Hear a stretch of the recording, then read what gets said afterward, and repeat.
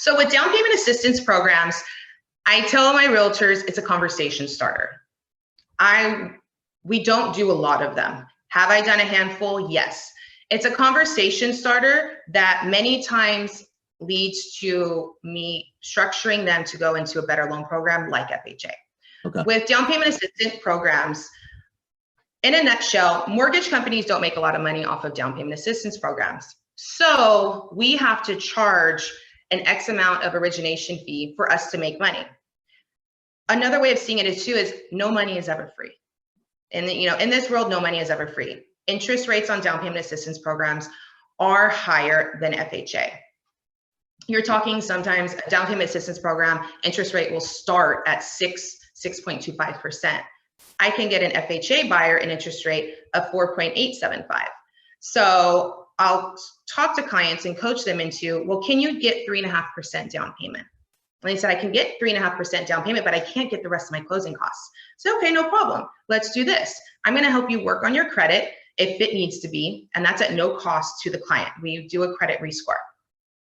I can actually increase your interest rate a smudge to get you a lender credit, plus what additional credit, maybe a lot of times I can get my boss to chip in, and we cover your closing costs. So if you can come in with just your 3.5% down payment in lender credits, and by maybe putting your interest rate up, maybe, instead of 4.875, let's go to 5.125. And we can cover your closing costs. I can close you in 12 to 14 days. You can have no loan contingencies, and you're going to compete a lot better against a down payment assistance program, and your monthly payment is still going to be lower. Another way of going about it is also, we're in a different market, seller credits. Now, 6 months ago, you probably would have looked at an offer with a seller credit, be like, bottom of the barrel. No, why am I going to give you a seller credit? There's no reason for my seller to give you any money to help you with your closing costs. We have multiple offers. Well, now in this market, I firmly believe we can do that. And if you can get a seller credit, let's say 5,000 or 7,000, that is going to help you huge. And those seller credits go strictly all to your closing costs. So on an FHA loan, you can kind of, summarize your closing costs are going to be about 3% of your sales price. So whatever your sales price is times 3%, that's going to be about your closing costs. So if you can get a majority of that covered by a little bit of a seller credit, then you can get a little bit of a lender credit. You can compete so much better and get a better interest rate than a down payment assistance. So that's why I say it's a conversation starter. And when I tell clients the interest rate difference on down payment assistance and FHA, and down payment assistance also has a lot of criteria that we have to meet.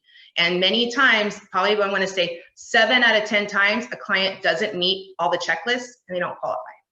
So I talk to them about FHA and they're like, oh, I want to go that route. Like my monthly is going to be so much cheaper. I can refinance in a year if I wanted to. Down payment assistance programs, a lot of it, you cannot refinance that quick. So there's so many pros and cons to both. But that's why I say it's a conversation starter, because you can talk to the client, have them talk to me, and we start building that relationship and trust so that they get themselves in a position to be able to buy, whether it be, in 3 or 6 months, they trust that you were the one that helped them get to this point. They will come back to you because they trust you and you helped them and you related to them. Another thing I saw is a listing agent had posted on her social media, and it was a brilliant idea, was sellers was willing to credit the buyer 1% of their loan amount to buy down points. And I saw that and I was like, this is amazing. I believe she's on TEAMFAST. Her Instagram is SF Bay Realtor, and she put that on her, and I was like, this is amazing, because 1 point to help a buyer buy down their closing costs that can be really like $8,000 to $10,000 depending on your loan amount. So that's really, I feel like, where the market's going. Another way of thinking of it too is if you're going to have, let's say you're going to ask a seller for a seller credit to help towards closing costs. And if your client was originally going to offer $500,000 purchase price. Okay, well, if you want to offer $500,000, but you want a $5,000 credit, then how about you offer $505 purchase price? because by you boosting up that sales price, the seller is still going to net the same amount of money, but now you're getting that credit, and it's almost like you're financing that credit. Does that make sense? So these are the different ways of going about it in this market to help clients with the increase in interest rates and helping with closing costs that they may not necessarily need to go the down payment assistance route just because the rates are so much higher, and a lot of times clients don't qualify.